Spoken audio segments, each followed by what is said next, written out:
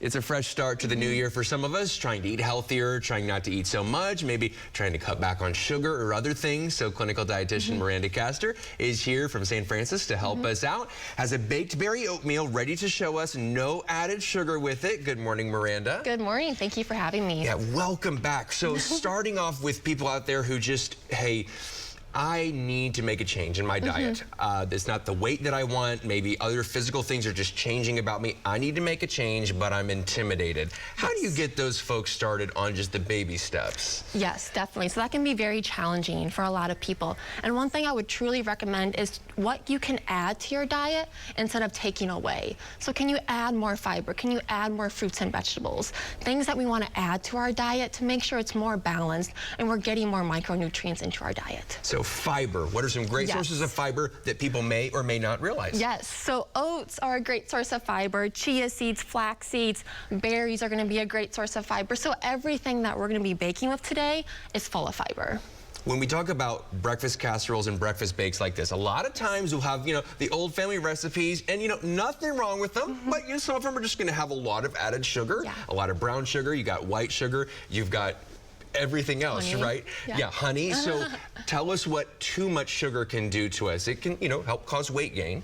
Yes, and too much sugar, especially in the morning, can lead to blood sugar crashes later in the day. So we have a lot of sugar in the morning, and then by 10 a.m., we are tired. We're not feeling the best. We need to add some more protein in the morning to make us fuller for longer periods of time.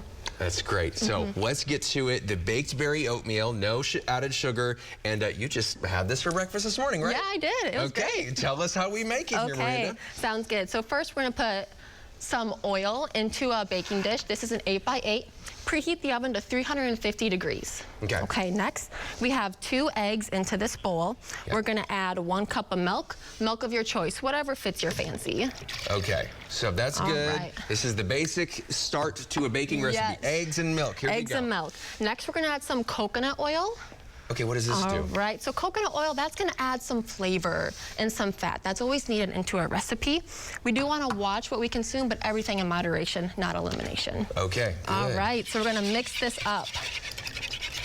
Excellent. And how many would this serve, would you say, this recipe? I would say this would serve 8 people for breakfast. Nice. So this is a good size recipe. Next, we're going to add some vanilla. 1 teaspoon. I'm just going to guesstimate this morning. That's the thing. I started doing that. I used to measure it. My wife's like, why don't you just kind of dump it in? Yeah, see what happens. I was like, good. And I think Ree Drummond does that too. Okay. She does a lot of heavy-handed vanilla, so I'm all good with it. Yes.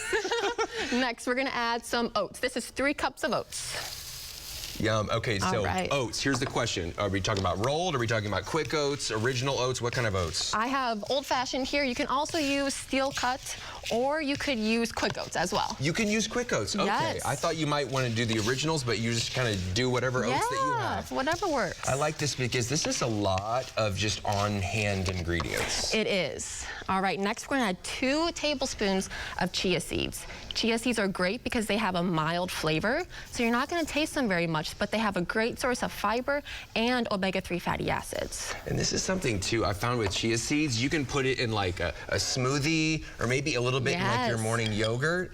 And it's just a nice little addition, like you said, that you really can't taste. You can't. And in this, I'm adding flaxseed. It's important that we have ground flaxseed, because when the flax seeds are whole, our body actually can't absorb. And if we can't absorb them, we don't get the benefit from them. What are flax seeds? Yeah. What are flax seeds? Yeah. So they are just like a grain that's kind of grounded down. A ground grain? Yes. Okay, easy to say.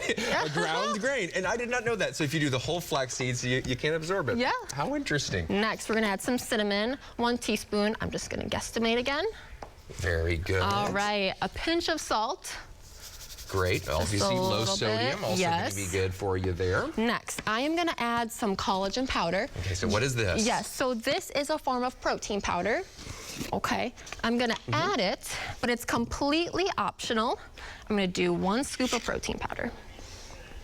All right, and this is just to add some more protein into the oatmeal dish. Okay, and we got a little bit of time left here. Yes. So what are we going to end up doing with it? We're just going to put it in the oven. When do the berries go on? The berries are going to come on next. Okay.